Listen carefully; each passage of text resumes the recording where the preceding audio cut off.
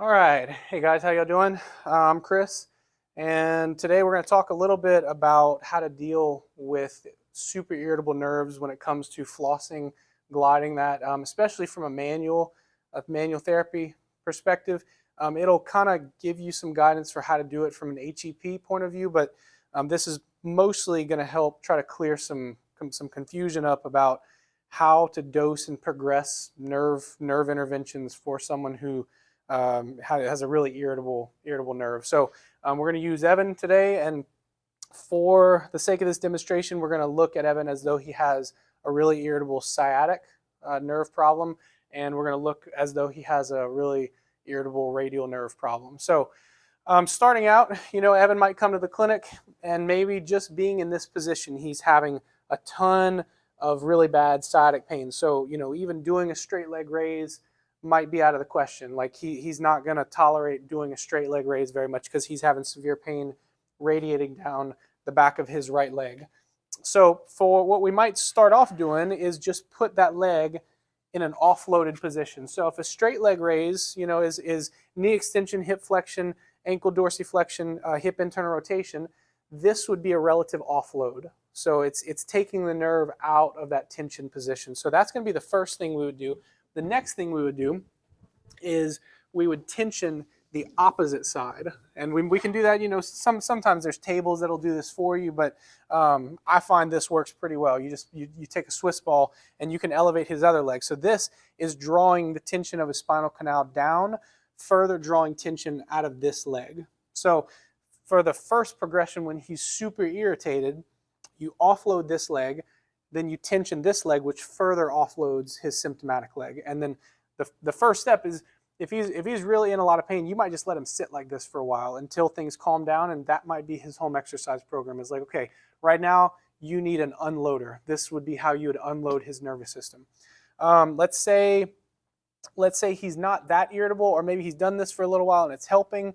What we might do from there is you remove the ball, relax your leg, Evan, and from here, we can do a manual technique to glide this leg. So when I bring this leg down, it's returning a little bit of tension to his symptom leg. And then when I pull it up, it's drawing tension away. So ideally, he feels better when I'm up here. Okay, now, obviously this won't be the case for someone with a cross leg raise. If we're dealing with that, the scenario is a little bit different. We have to make some modifications. You might offload with the arms in that case, but for this, assuming he doesn't have a cross leg raise, well leg raise, whatever you want to call it, we're offloading during our nerve glide. We're offloading by flossing the opposite side. So from here, we can gradually move this leg into a little bit more tension. So relatively speaking, this leg is now in a little bit more tension, and we do the same thing. So we continue gliding here. As that continues to become a little less irritable, we can prop this leg up again, and then we can begin gliding this side. And we can start as low as we want in terms of how provocative it is. We can start from an offloaded and bring it to a neutral position, so like this, and just bring it to a neutral. If that's well tolerated, we might even actually glide this leg a little bit. Again, the idea being this leg is offloading some of the tension, allowing us to do a little bit of tension in this leg in a way that's not as provocative. And then once that becomes better tolerated, we can do one of two things. We can either gradually lower this leg, or we can bring it all the way down, depending how irritable it is.